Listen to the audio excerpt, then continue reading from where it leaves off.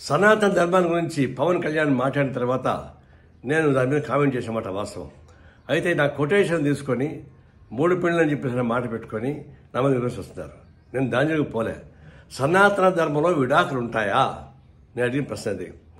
సనాతన ధర్మంలో విడాకులు లేదు. ఎందుకంటే ఒకసారి పెళ్లి చేసుకున్న తర్వాత భర్త ఎంత వేధించినా, ఎంత ఏడిపించినా, వాడు ఎంత ఏదో పనులు చేసినా అతనితోనే కాపురం చేయాలి. భర్తని వ్యతిరేకిస్తే ఆయన పాపానికి పోతారు అని, భర్త చనిపోతే చితిమంటలపైన భార్యని కూడా తగలబెడతారు అనేది దాని సారాంశం.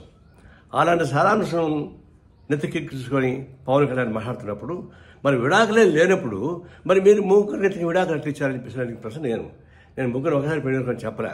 విడాకులు తీసుకొని పెళ్లి చేసుకున్నమాట వాస్తవమే, అది నాకు ఇప్పుడు తెలుసు. నేను దాని వరకు ఇప్పుడు పోలే. నేను ఫస్ట్ టైం అంటున్నా.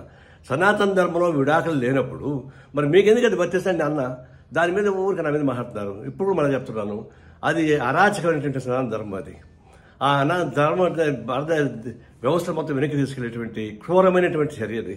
అలాంటి క్రూరమైనటువంటి ఫిలాసఫీని ప్రచారం చేయడం అనేది చాలా ఘోరమైనది. ఇప్పుడు చెప్తున్నా, సనాతన ధర్మాన్ని విమర్శించే వాళ్ళని నిన్ను అరెస్ట్ చేయని చెప్పేసి పవన్ కళ్యాణ్ చెప్తున్నాడు. నేను చెప్తున్నా, సనాతన ధర్మాన్ని సమర్థించే వాళ్ళని అరెస్ట్ చేయమని చెప్పేసి చెప్తున్నా. పవన్ కళ్యాణ్ సహాన్ని అరెస్ట్ చేయాల్సిందే.